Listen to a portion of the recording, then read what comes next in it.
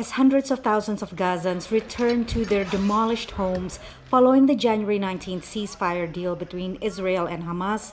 On Tuesday, U.S. President Donald Trump made a stunning announcement. The U.S. will take over the Gaza Strip, and we will do a job with it, too. Trump went beyond the suggestion he made last month to relocate Gazans to other countries, including Jordan and Egypt.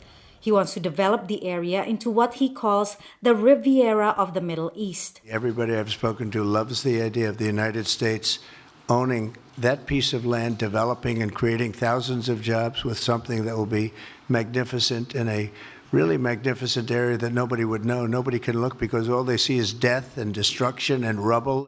Trump made the announcement as he hosted Israeli Prime Minister Benjamin Netanyahu at the White House. I've said this before.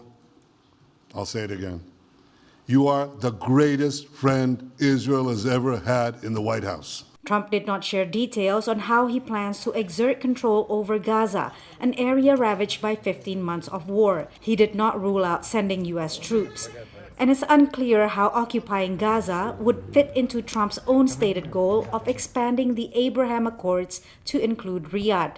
He brokered the deal that normalized ties between Israel and Arab countries in 2020. Saudi Arabia has said it would only agree to recognize Israel if the Gaza war ends and Palestinians have a path to statehood. Shuffling them out of Palestine into neighboring countries is not a particularly auspicious start. So I think it's going to have quite a pronounced effect.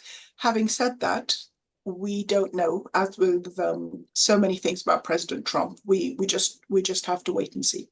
Trump's announcement on Gaza is his latest signaling of expansionist ambitions, following his statements to acquire Greenland from Denmark, take over the Panama Canal, and absorb Canada.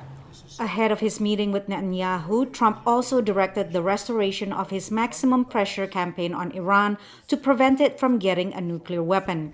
He also ended support for the UN agency that helps Palestinian refugees and withdrew the U.S. from the UN Human Rights Council, which he says is anti-Semitic.